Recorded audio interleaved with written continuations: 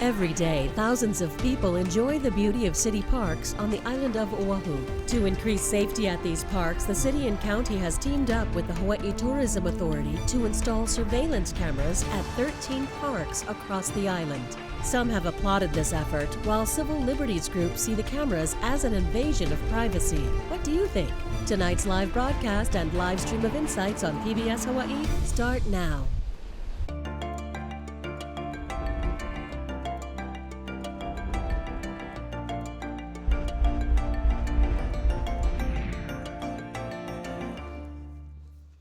Aloha and welcome to Insights on PBS Hawaii. I'm Daryl Huff. Recently, the city partnered with Honolulu Police and private entities to install additional security cameras in Waikiki to reduce crime. Now the city is working with the Hawaiʻi Tourism Authority to install surveillance cameras at 13 public parks across Oʻahu. The city cites public safety and crime prevention to justify the cameras. Civil liberties groups have concerns about privacy and profiling. Our guests tonight include a representative from the city, an advocacy group that helps traumatized tourists, and leaders of 2 civil liberties groups. We look forward to your participation in tonight's show. You can email, call, or tweet your questions, and you'll find a live stream of this program at pbshawaii.org and on the PBS Hawaii Facebook page. Now to our guests. Joshua Wish is the Executive Director of the American Civil Liberties Union in Hawaii. The ACLU works to defend and preserve individual rights and liberties that are guaranteed in the law and in the U.S. Constitution.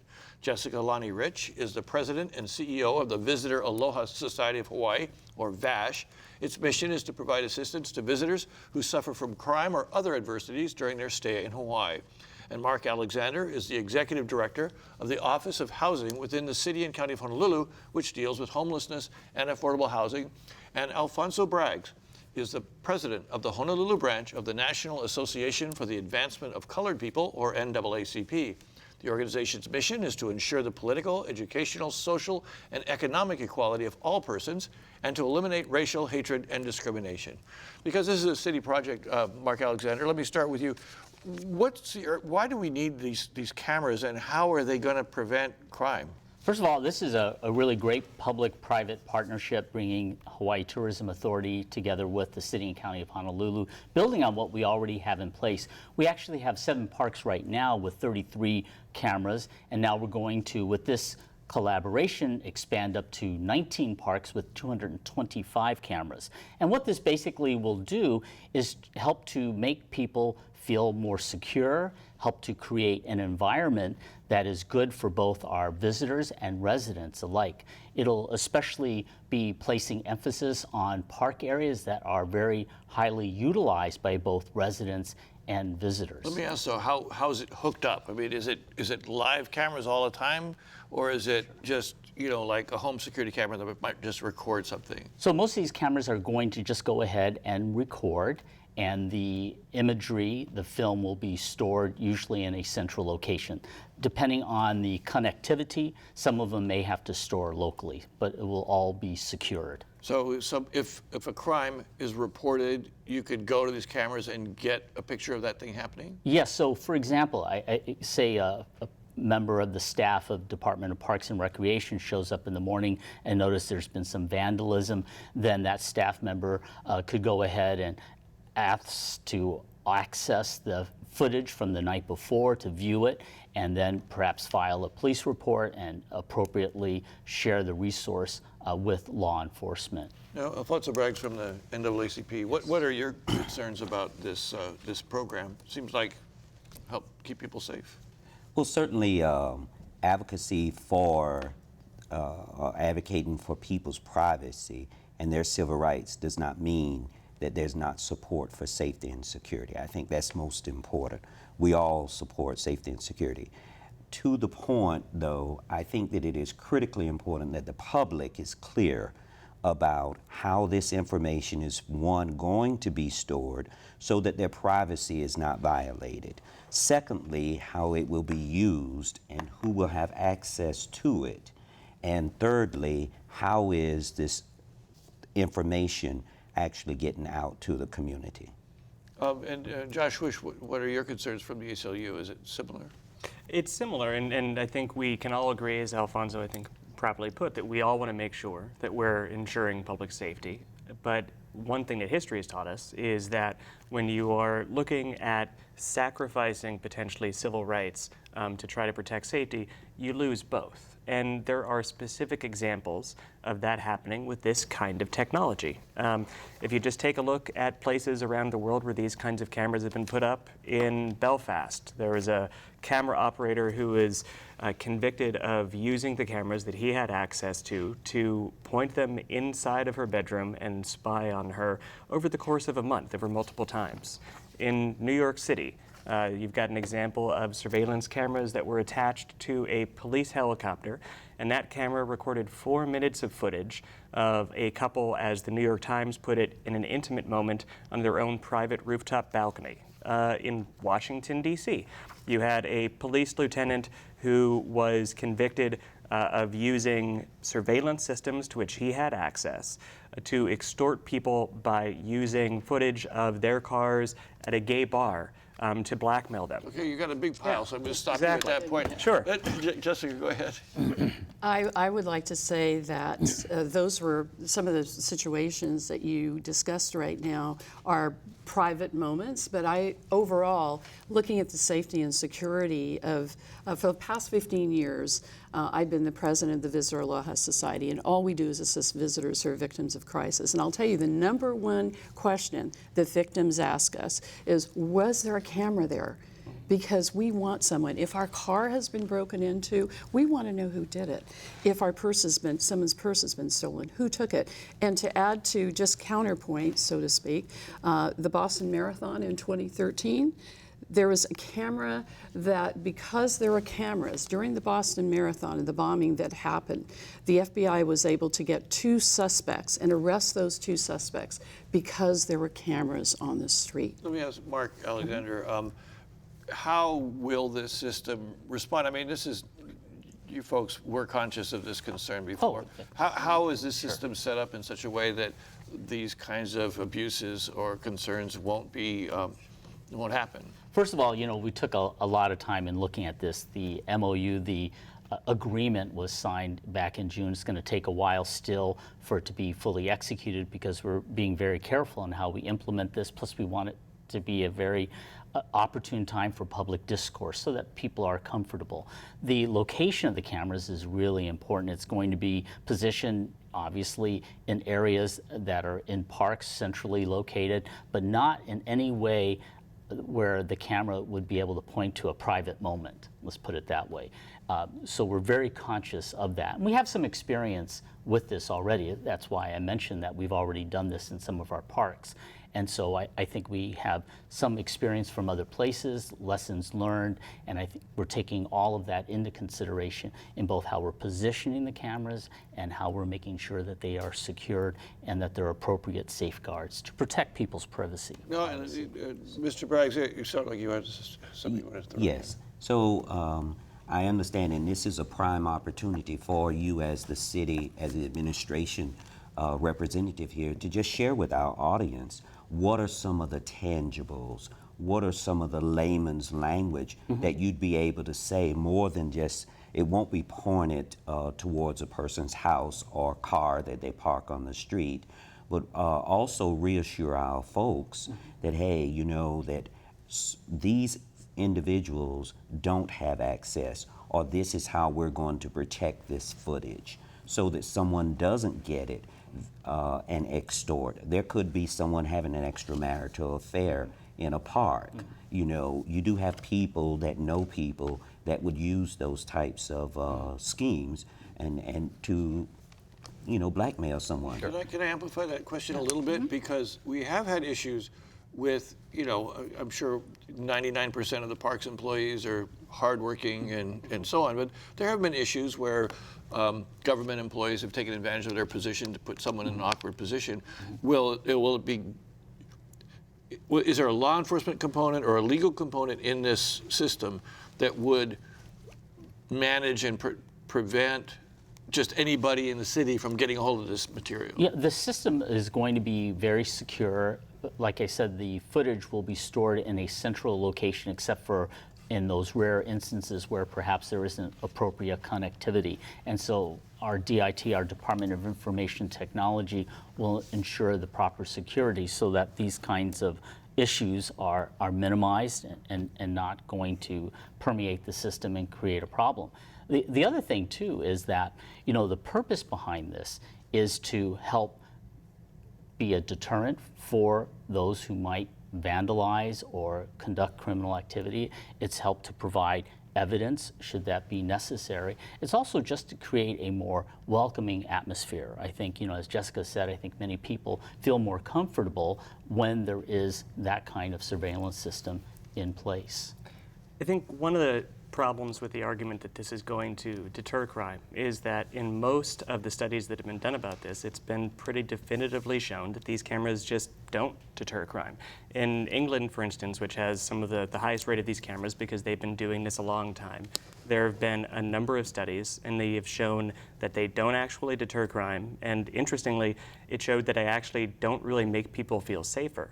And some of the reasons that have been shown for that are that people watching these, according to some of the studies that have been both there and also in California and other places, are that people watching these get, as they put it, bored and mesmerized, and after about 20 minutes just start losing track of what's going on. So let me just ask though, I mean, the deterrent effect of something, I mean, you'll have big signs that say under camera surveillance, right? And I think, I mean, if I'm a crook, I'm just going to find some other place to break into something. Is that what you mean? Is that why it doesn't deter crime overall, but it might deter crime at least in the specific area where the camera is? Well, that's the interesting thing, is when they've done these studies where they put the cameras up, it just really hasn't done much. And when they have shown that there have been lower rates of crime, they haven't been able to attribute it to these cameras.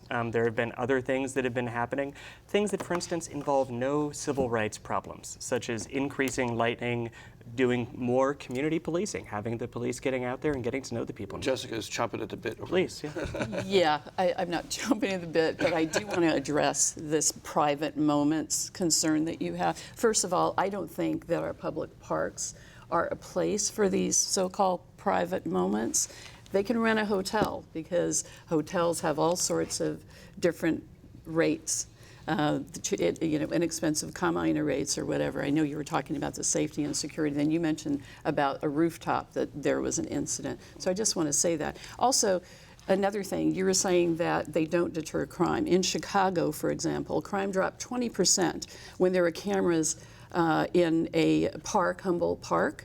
And there were a lot of crimes in that area. But when they put the cameras there, crimes did drop. So there are other studies that do show that crimes do drop when there are cameras. And also I'd like to add our own experience here. We've had to use cameras, for example, in dealing with illegal dumping. And when we place the cameras, the illegal dump sites are no longer illegal dump sites. People simply don't dump there. So our own experience here in Hawaii is that cameras have been effective. I mean, one of the reasons why we agreed to do this public-private partnership is not because we want to just have a public-private partnership, it's because the cameras have worked effectively in these 7 parks. And also, it's only one of the strategies that we utilize. You don't just depend on cameras, we also have park closures where we lock the bathrooms and parking lots. We also have 24/7 security in certain areas. We have a panoply of strategies. And so I think it's really important not to just simply look at something in isolation. So when you put this package together, it creates an environment that says to people, hey, you are important, your health and safety are important, we're respecting your rights, we're making sure the cameras don't, you ask me to be explicit, go point to the bathroom. They will not point to the bathroom, for example. They're going to be pointing to the areas that are public in the park itself. Because that privacy is important. I mean, none of us wants to Absolutely. violate So, that. so the question that I do have for you, and in response to private moments, those individuals that live across the street from the park and in many of our communities, you can drive by right now, it's 8 o'clock at night, and you will see a lot of folks just sitting in their cars. And they're not being necessarily inappropriate. And And the I don't- cost of I living don't- here, I understand, the cost of living here in Hawaii is such that a person shouldn't have to go down to Waikiki and get a hotel room to have a private, quiet, appropriate moment. Well- That's not what I was referring to. Oh, okay, well- But then I will also want to ask, does this equipment have some type of preventive measures so that when individuals who want to commit crimes, in a lot of places, they disable the right. particular cameras? So I'm also concerned about what is it that is going to ensure the integrity of the primary objective that we have, which is safety and security. Sure, and these are going to be hardened cameras. They're going to be positioned in a place that makes that kind of damage very, very difficult. You have cameras for the cameras? Yeah, no, I don't know about that. So I think that is a concern that we have, given our experience. Again, because we've done this before, I think we have some good lessons learned. The other thing I want to make sure is that when we position these cameras, we're not going to be pointing them into people's houses across the street. But So- one question about that is a lot of these cameras, and there are also cameras that have been put, as you know, all over Waikiki. Yes. A lot of these cameras can rotate and can tilt 365 degrees. So just because they might not be pointed somewhere at one moment doesn't mean that a camera operator couldn't point them somewhere at another moment. And so that's one concern we have, is that they can be manipulated. And in terms of the security of the footage, one of the other concerns that we have is, in addition to whether it can be hacked and whether people could be able to get access to it that they shouldn't, what happens when, for instance, the Immigrations and Customs Enforcement comes to the city and says, we know that you've got all of this footage of people across the islands. We would like to get some footage of undocumented immigrants that we'd like to deport. I'm not clear what thought has been put into so far by the city, if and when you get that kind of a request that we know that most of the people in our community wouldn't want to have honored. How are you going to protect against that if they come in with that? Let me just stop you, but long enough to say, is there a legal protocol that you have for what happens if, I mean, that's one example, but also in China, for example, they have networks of cameras in some cities that are tracking people of certain ethnic groups to make sure that they're not meeting up and make sure they're following their house arrest and all those sort of things. Now, that's China, Right. but the technology that they're developing for that purpose could certainly be transferred into a system of cameras in any city.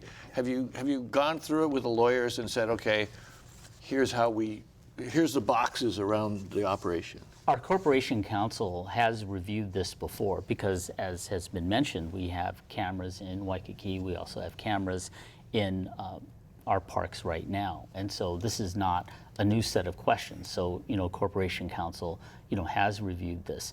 Again, this is why we feel comfortable expanding in this particular direction. Also, these cameras are more limited. As I said, these are not going to be cameras that are going to be actively monitored. They're going to record the material. The footage will be centrally stored, secured, monitored by our Department of Information Technology. How long will it be stored? Well, we guess 2 to 4 weeks at the most, is depending on, how much activity. I want to respect our viewers because we're starting to get questions, and one is directly toward Jessica Rich from VASH, and I think generally another one. These sounds like people who really like the idea of cameras. Does Jessica Rich think that surveillance camera would have prevented any of the recent assaults on tourists, especially in parks like Kaka'ako? And I want to thank the viewer for asking that question, because I was going to bring up the Kaka'ako incident.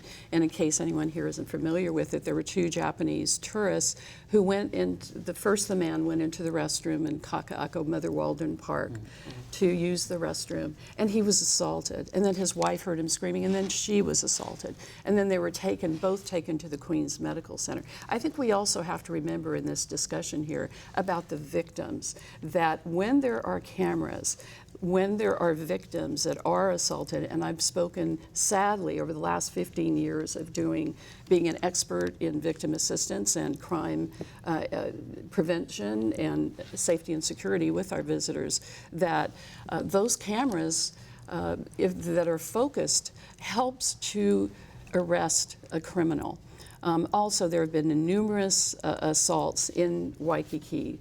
that help to arrest the criminal that does these things. But I think the question specifically was, I mean, in that case, I believe they actually caught a suspect. They did. Yes. And was that with the assistance of camera footage from these cameras? I don't know in that particular case. Do you know? No, we didn't have cameras installed in Mother Waldron Park. Mother Waldron Park now is one of those places that has 24/7 patrol security. We have a number of parks that have that because it is an area that's utilized a lot by both visitors and residents, and so we want to provide a high level of security. So I do have a concern with that, and let me speak on behalf of victims. I think that it is important, and the first priority that we have to our visiting folks to Hawaii is their safety and security. And I think that they would feel much more secure if it was actually monitored live. Because if there's an incident on a Friday night and a park staff person isn't going to see that footage until Monday morning, that person could be discovered deceased or whatever. So I think if we're really going to go to this extreme length, which, and we're going to do it for safety and security, why can't we invest in the totality of it? Because we could potentially stop a crime in progress. Right, so I think first off, if there was a crime that was committed and reported and HPD, Honolulu Police Department, wanted access to that footage, then of course we would provide that right away. Real time. Right, I understand that, but that's also why certain parks have 24/7 patrols, so there are regular patrols going through the areas. Again, we don't do this for every park, and that's why we have a number of strategies. Some have, a roving patrol, some have a lockup program, to lock up the gates and that, and some have, the surveillance program. So, and we even have park rangers in some of our parks. So, depending on the level of park activity, you always have to kind of balance, what's needed, and so we try to do that by looking at, for example, the visit count. Ala Moana Beach Park has 4.5 million people, just visiting the beach every year. That's going to need a level of security and intervention a little bit different than Mother Waldron, for example. Josh, go ahead. Well, and something I think that is worth noting when we're talking about the totality, as we've all talked about a little bit here, is, of course, no one wants to see any kind of an assault like that happen. I think everybody has some sense of how much of a violation that feels like, but we also do want to take a look at what's actually happening statewide. And statewide, over the years, generally speaking, our rates of crime have been going down. And so at a time when the rates of crime are going down, I'm still a bit confused as to why the rates of government camera surveillance would be going up.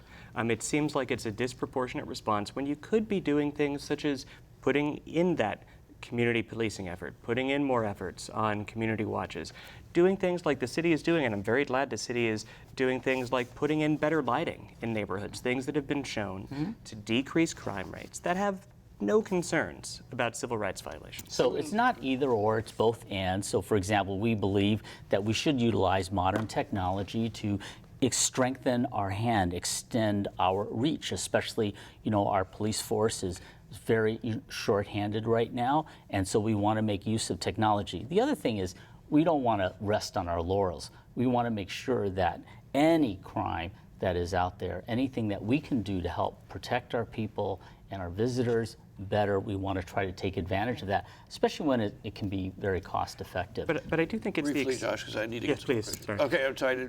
I'll go let you talk. Okay. Go ahead. I was going to say, one of the things I think is a concern about extending the reach is I think sometimes government thinks, especially when it comes to tech, that it's so concerned about whether it could, it doesn't stop to think about whether it should. And when you talked, for instance, about the protections that have been put in place by the Corporation Council, something that Alfonso was getting at before is I didn't hear a whole lot about how much the community was consulted. And in other jurisdictions where there have been good protocols put into place before cameras like this have been activated, there's been a great deal of community involvement and real consultation. There have been explicit protections put into place about how are you going to make sure that you're not violating civil rights, how are you going to make sure that you're not disproportionately impacting communities of color. Okay, quick answers so that I can start Quite getting to these the cards. contrary. That's why we've been having these discussions even before the MOU, the agreement with HTA, was signed in June. we've been having these discussions for quite a while right now, which is, and we'll continue to do that as we implement. Let me, first off, I've got a number of callers who are just endorsing the idea in general terms. Caller has visited Japan and surveillance cameras are everywhere. Crime is low and cities are clean. I think crime was low before they had cameras. It was. Can Honolulu follow their model? I don't know what anybody know what the Japan model is? No, okay. Does the ACLU and Alfonso Braggs think that there have been any private citizens in danger of losing their privacy had there been cameras there?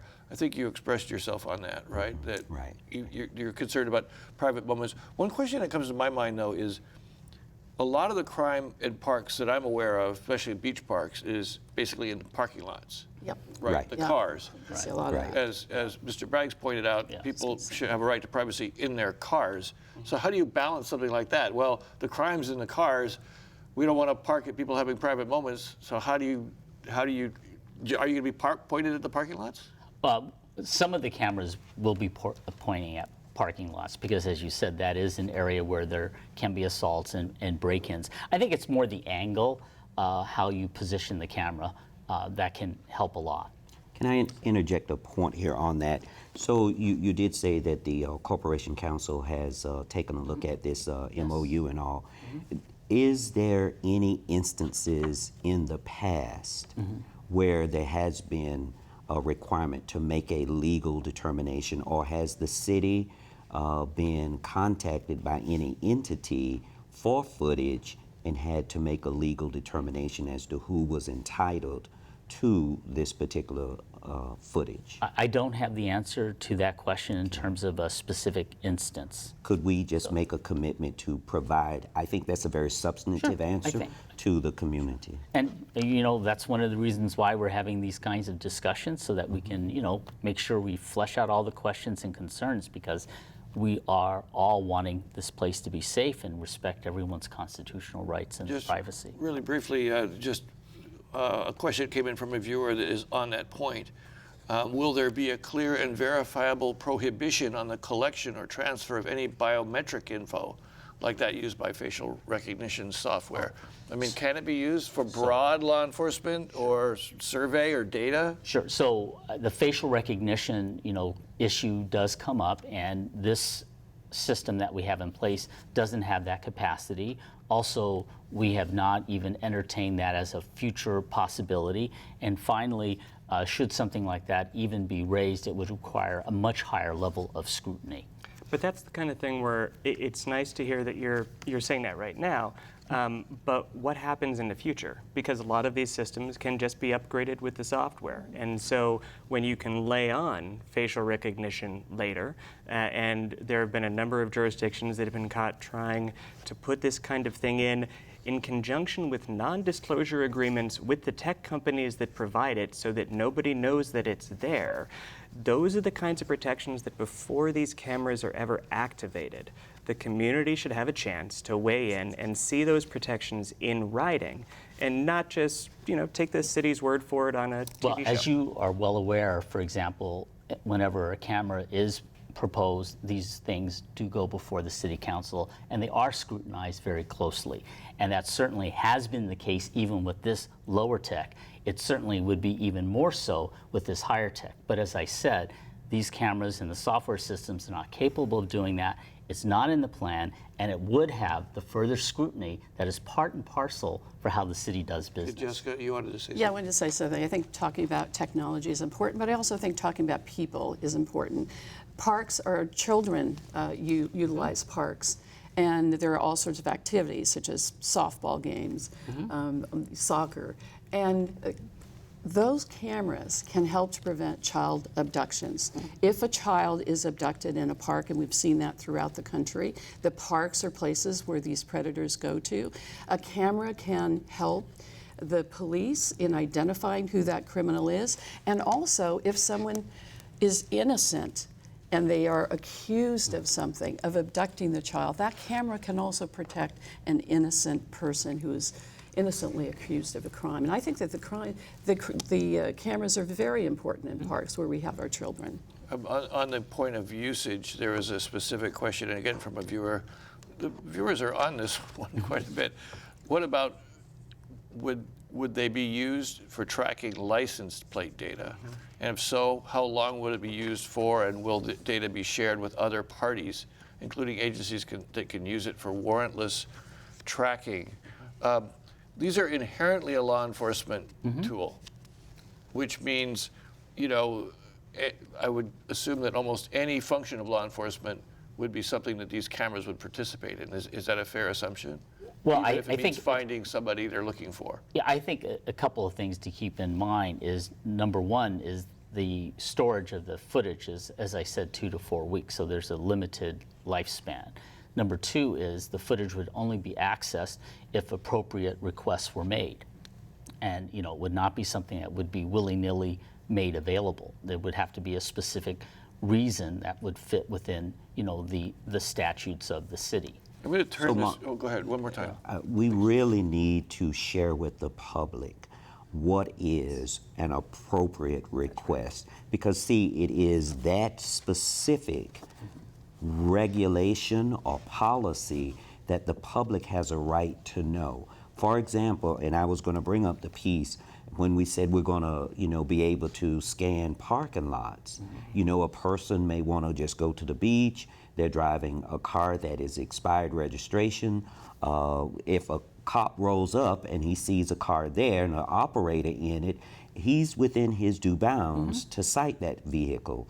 So when that particular footage is turned over to law enforcement, or law enforcement feels the need to come in and now see certain footage, when they see a violation, they're obligated to respond to it. What specific regulations do we have in place about who's entitled? So again, I don't think we should lose the forest for the trees. The tree, As I said, trees no, are very let me important finish, here. Josh, thank you. Yeah. And so is the forest, because the forest is the protection of our community, the health and safety. So as I said before, the footage is not going to be regularly monitored. The purpose of the footage is in case there is some kind of criminal activity, vandalism, then the footage can be accessed for that specific purpose. Okay, let me move along here because I've got quite a lot of calls. We have talked about the existence of cameras in Waikiki, but there's also cameras in Chinatown, I believe, right? Yes, there are So some there's a cameras. question here, is there less crime and vandalism in Chinatown, which has cameras already? And I would ask the same thing, have we seen a decrease in crime in the places where we actually do have, and these are actively monitored cameras, aren't they? Right, yes. So have we studied that? Do we know if there's been I'm not any aware of any formal study in terms of Chinatown. I think they've had cameras for a very long time. I think it's very hard to prove a negative. What we do know is in areas where we haven't had cameras, for example, an illegal dump site, when they are put in place, we no longer have illegal dumping. There is a drop in that. So I think one of the things we want to do is we want to study, and this is one of, I think, the opportunities with this, to more systematically study how this approach, this program can have an impact. With only 7 parks and 33 cameras, we don't have enough of a quantity. I think with this, we'll be able to study it more carefully. Again, you know, in dialogue with our community. I think this is one of the concerns I've gotten, and I apologize, I didn't mean to interrupt you, Mark, but I think in cases like this, the trees, as you put it, these details are important, because that's really where the rubber meets the road, especially when it comes to the protection of civil rights. And as you've noted, you want to do some studies. We don't really know what's happening with these statistics in Chinatown. It's not just a few cameras in parks. There are cameras in the parks, in Waikiki, in Chinatown. What I'm seeing here is that we seem to have a lot more questions than answers. We're putting up a larger and larger dragnet of these cameras, and the viewer was right to ask about things like the driver's, the license cameras, because the concern is when you pair these types of surveillance cameras with those cameras that can take a look at license plates, with the potential future for facial recognition technology and everything else the government has, it can really start to paint an eerie hour-to-hour picture of an individual's life. And with all of the questions that are outstanding, I think some of those really need to be addressed before we can feel comfortable that we're in a position to actually move forward with I something really like don't think this. we need to kind of build up a chamber of horribles, okay? Because I think there is quite a bit of experience in using these cameras effectively already here as well as elsewhere. And so I think the purpose is to provide that element of security for people. The purpose is to create an environment in which people feel they can have better access to their parks, to their areas that are public spaces. And I think we have the details worked out sufficiently to move forward. I mean, you can always press for greater and greater detail, and we love to have that kind of academic discussion. But right now, what we want to do is be able to protect our people, our children, residents, visitors, so they can enjoy our park spaces. Let me ask this question for both Josh and Alfonso Braggs, NAACP, ACLU. Isn't there some comfort in the fact that this is a government function, law enforcement function, as opposed to an Alexa machine in your house, your smart TV, all these other data collections, Facebook? You know, our concern about privacy in general is heightened now more in society than I think it's ever been. Is it really fair to pin that same concern about privacy from all the devices that we invited to our home versus a government program meant to keep people safe? Because I don't think anybody here would disagree that it's meant to keep people safe. And I'll go after Alfonso. I certainly want to address that. And Mark, to your point, I really think that if there is just one citizen in our community that pays taxes, that citizen is truly entitled to know and to be quite informed. And I think that our primary objective, if we move forward with the cameras, is to first make sure that we have an informed community and that we have gone to our most challenged individuals, whether it is the homes that don't have the internets, our low-income areas that may not be using social media, and others. Now, to the point about it being operated or maintained by the government, this particular concern is not so much who operates it, but how it is protected, who will have access to it, and what legally they're going to be allowed to do it. For example, I think that the citizens in Honolulu deserve to know what conditions are people going to be able to get copies of that footage and who is actually able to approve it. Is it just the person that is sitting at the desk operating it, or is there some legal standard or threshold that they have to meet? So those are some of the concerns that we have. Again, that does not mean that there is not support for safety and security. But let me have there been council hearings on this particular proposal yet, or will there be? Because as I recall, the gift was approved by the council, basically the money from the Tourism Authority to fund this program. And is there council approval required, you know, public hearings and so on before this happens? As far as I'm aware, all the hearings that are required have taken place. And so we're in the process now of implementing this program because it's really an expansion of a program that already is in place. As I said, we're moving from our 7 parks to 19 parks. Jessica, I know you've been wanting to say something for a while. That's all right. Yes, our agency, Visitor Law Society of Hawaii, we're funded by the Hawaiʻi Tourism Authority, and the 1,600 to 2,000 visitors, victims that we assist every year, the ones that we talk to immediately, they're pleased with the cameras, because they feel that, okay, good, now we can catch the person who violated me, who punched me in the eye for no reason, who stabbed me in the neck when I was walking across the street for no reason, and these are real cases. And so they're pleased. And actually, I had one victim this year who said to me, you know, I was assaulted in a hotel, and that particular hotel, it was a 1-star hotel, not that it matters, because no one should ever be assaulted.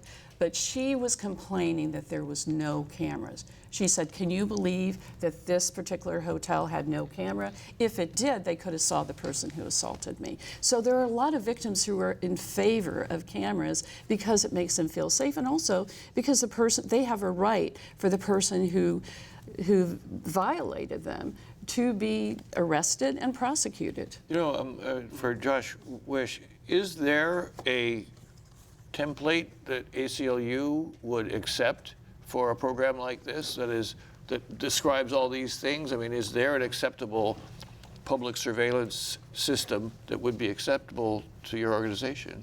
Well, so a few things. I mean, first of all, there are places where the ACLU has not had any problem with putting up cameras like this. High profile, frankly, kind of high target places. Like the ACLU has never had a problem with putting up cameras around things like the US Capitol. And we've never had a problem with putting up cameras that have a certain kind of time, place, and manner restriction. Like if you wanted to put up cameras around an event like the Honolulu Marathon, you know, that wouldn't be something that we've ever had a problem with. There are examples in other jurisdictions where the ACLU has seen things that they like. We've seen in Oakland and some other jurisdictions in California where they have put in specific protections saying, for instance, you're going to have to do reports on what kind of civil rights protections are being put in, what are the impacts on people's civil rights, that there are reports on making sure that there's no disparate impact on communities of color or other potentially targeted communities, potentially immigrant communities, that there are going to be guarantees that there will not be non-disclosure agreements made between government and between tech companies so that they can kind of hide what kind of tech is being put in place. As far as we've seen, that hasn't happened here, and one of the reasons why it's a concern is government should be held to a higher standard. To get to the caller's question before, Daryl, yes, there's a lot of tech that we've arguably sacrificed our own privacy for. To some extent, that's a private decision, but when it's the government doing it, the government has to be held to a higher standard. And we have seen places where this has been put into place. Unfortunately, that's been violated a lot. Just one last example, in England again, where they have a lot of these cameras, they found, according to some of the studies there, that no fewer than 1 in 10 women were voyeuristically spied on by camera operators. That's also a massive violation. Let me just go through some of the many questions we have. I think a question for Jessica, what is the impact you're aware of crime on the visitor industry? I guess the question becomes, you know, HTA is funding this effort. Is there a fear that there's enough crime happening that the industry itself could be impacted or is impacted? First of all, HTA is doing this because we want to prevent crime from happening to anyone, whether it be visitors or residents. And the most common type of crimes at parks, Daryl, and I know because I've been dealing with the victims over the years, you're looking at thefts. Thefts happen at parks. You're also looking at car break-ins. You're also looking in beach areas. You're looking at car thefts where they actually, when people go in the water, residents or visitors, leave their car key on the beach and then take off with the car and everything. And it's a violation. It hurts. They take away their sense of security. So in answer to that question, any type of crime is going to hurt that visitor. Now with social media, they can get on Facebook and say, hey, I went to Hawaii, I went to this Mother Waldron Park or whatever, I'm just using that as an example, something bad happened to me. And so if we can prevent one crime from happening, it's all worth it. And I think that that's the whole purpose of this. You know, let me ask, you know, a couple more cards that we get through. That's good. What are people are interested in this. What are the civil rights of the folks that can no longer use a park because they feel it's not safe? Mark Alexander, the other hat you wear is as the city's homeless housing czar, I guess is as good a title as I could give you. How much does managing our homeless problem a reflection of the use of these cameras? Will it be something that you could use to manage the homeless population? That is, identify when a campment's setting up? I mean, is that part of the reason for the cameras? No, not at all. The reasons for the camera and the reason why HTA is doing the bulk of the funding and the reason why we're partnering is to keep the parks safe for our visitors and our residents. It's to address things like vandalism. And again, that's why it's part of this larger strategy. We know that as we've put these additional security measures in place, for example, the roving park rangers and 24/7 security, we've actually seen a reduction in the kinds of maintenance expenses that we've had to, put out. And so we hope that this will continue. And then it'll make the park more inviting. I mean, when the bathrooms function and the water fountains function and the grass is nice and green, people find it more inviting. So it's very Can I ask another question? I know you guys are good at asking each other questions, but It's part of our charm together. Yeah, absolutely. That's why you put us next to each other. yeah. The We're here too, guys. We can do a whole Right, show on we're the here homeless too. guys Yeah. too. And I do have one point, if I could just quickly address on that too, just since you brought it up, is that, and since you brought up the attack in Kaka'ako, I think it's also worth The viewer actually. Well, brought it. thank you. That's a good point. Yeah. But since that was brought up, Okay. I think it's worth noting that that attack was actually stopped by a couple of people who happened to be houseless living in that park, which just shows that these are members of our community. These are our friends and neighbors, and they're people who can be part of this solution as long as we do remember to see them as our friends and Right. neighbors. And so I think it would also be good to get back to our topic, which is around security in our parks and the utilization of cameras. I think the city has acted out of an abundance of caution by making this proposal very public and available early on, because we want to make it the best possible proposal. And that's I got why a question these from a questions viewer are who helpful. says, has the use of cameras at Diamond Head Park been considered near the lighthouse? And the reason that I bring this up, I mean, we've talked about Diamond Head as a particular hot spot for problems. Is that one of the parks?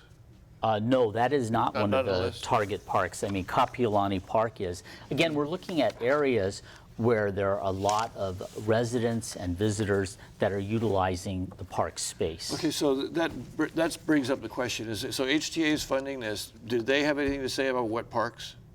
There was, I guess, a discussion around which parks would be utilized, as locations for the cameras, and they are listed in the agreement. So, okay, I know I'm going step by step, and I sound a little accusatory. I know we've known each other for a long Oh, time. no, that's okay. That's, no problem. You can do that when you know somebody for a while, be accusatory. What could happen is that if you have this capability at some places, and let's say all of a sudden the police are able to investigate every car break-in, at these certain parks, and they do it, they're not going to have the resources to go patrol another place because they've got cases at these parks. Is there a concern about literally drawing law enforcement to certain places that tourists go to, and then not taking as good a care of the places where the rest of us? Yeah, sure. And I think the answer is, again, we have 59 parks, for example, that are part of our patrol, for security and lockup. We have, another 9 parks that, have a 24/7 patrol. We have a number of parks, large ones where we have our park rangers. So in other words, we have some parks in the rural area that are taken care of with our lockup program, and some in the urban. So we actually spread our different security measures throughout the island. So I don't think that is, the issue here. I think what we're trying to do is kind of like progressive engagement. You don't want to use park rangers in a park that doesn't get a lot of activity, but in one that does, you want to have a lot of them. And we want to just use the technology to help augment what we're doing. So I don't think that's so much of a danger. Good And I don't question. know that this is a question for you alone, but what commitment can Mark Alexander make on behalf of the city that Oahu will not be covered by cameras from end to end of Oahu? If you put all the cameras together, we're getting pretty close to that, aren't we? Well, I don't know.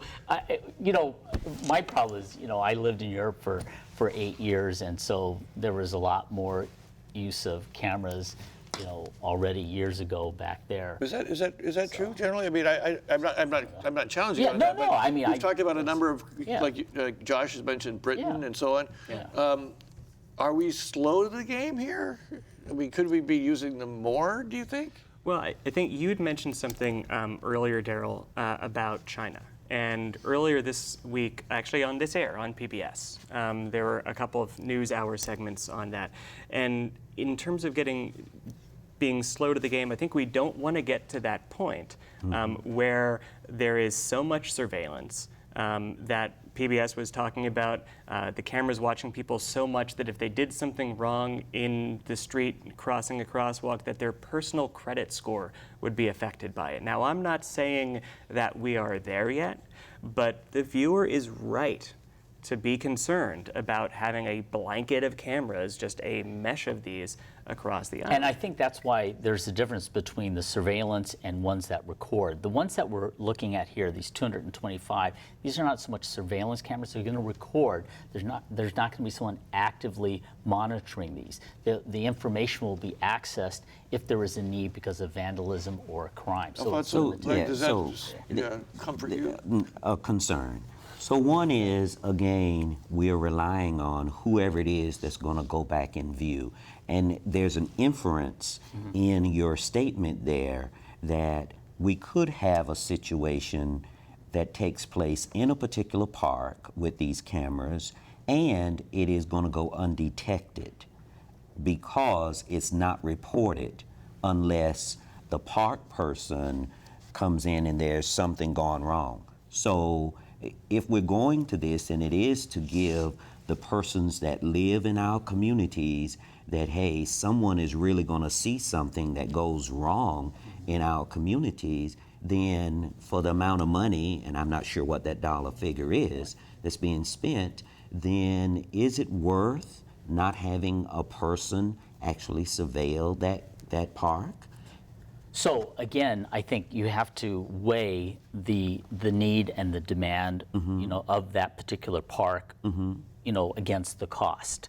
So I think, as I've said before, certain parks have simply a lot more usage and demand, so they demand a higher level of intervention. I think this is a lower level of intervention. To your point, we don't want to have a high level of intervention or surveillance everywhere. It's not necessary. It's not cost effective. In this case, HTA is fronting about $204,000. We're fronting just under $39,000. So, it's a reasonable investment. HTA is making a significant contribution that makes this possible. So we think it's good and cost effective. One other concern that I have here, in terms of, you were talking about the recorded footage and that it's being kept for a number of weeks, is it's unclear to me, once this footage is kept, presumably it's a public record. We have a public records law in this state. And it's unclear to me, say I have a suspicion that someone I don't like was maybe doing something at a public park or in Waikiki where one of these cameras is, and I submit a public records request.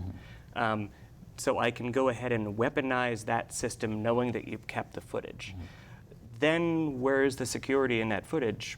Has the city thought through the repercussions of how that would operate? Well, I think our Corporation Council has looked at that because, as I said, we've had these systems in place already in Waikiki and in some of our parks. So I think we have the appropriate protections in place.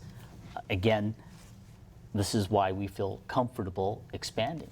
Jessica, I know you want to say something. Well, I just wanted to bring up a point that none of us has talked about regarding the cameras, and that is that if there's a criminal that is going to assault someone, if there's a camera looking right at that person, they are more, they're less likely to commit a crime if somebody's watching them than, not unless they're mentally ill, and I want to make it real clear because there's a lot of people that are doing stuff in public out there. So I'm going to, because I'm not talking about that part of our society, that it is also a deterrent to crime. I mean, it helps to prevent crime, knowing the cameras are there and they're going to catch you if you assault somebody, if you take a child from a park, if you, steal something, you're right on camera. It sounds though like from what this conversation, especially for Mr. Braggs, you guys are just wanting to know how this is going to work. Process. Two words. And it just strikes me, Mark, from the city that do you think that you might go back and say to the mayor or somebody, or the city council, let's have a public hearing on this. Let's talk about and bring these concerns into the room. I mean, it sounds like they're in the room to a certain extent, but it doesn't sound like we know everything about how this is going to work. Well, I think that's one of the reasons why we welcome these kinds of public discourses, because we want the community to have a discussion. We want to be able to address people's questions, and if there are questions that we can address, then we want to have the opportunity to address them, because we want to work together as a community.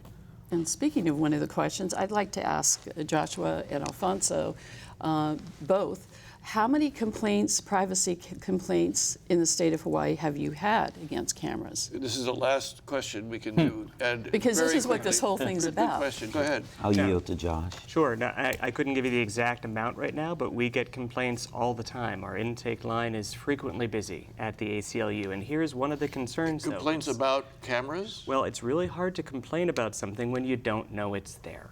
And a lot of these cameras, they have been sprouting up so often, I think a lot of people don't know to complain. And that's one of the reasons why I raise these concerns about real violations that have occurred with these cameras in places they've been put But I up. need So you to, don't I need have to any correct- numbers, though. but I need to correct something. First of all, by law, we're required to give 10-day notice that these cameras are being installed in an area. Number two, we have to have clear signage in an area indicating that it is under surveillance. So Yes. we have not put up any cameras without following those specific guidelines. That's the last word. We are done. Thank you. Good job, everybody. I really appreciate it. Mahalo to Thank all of you. you for joining us tonight.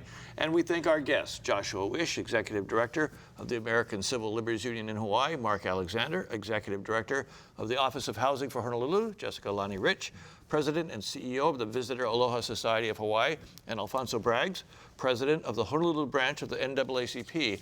Next week on Insights, how much control do you have over what you post in the digital world? Join us then. I'm Daryl Huff for Insights on PBS Hawaii. Ahui ho.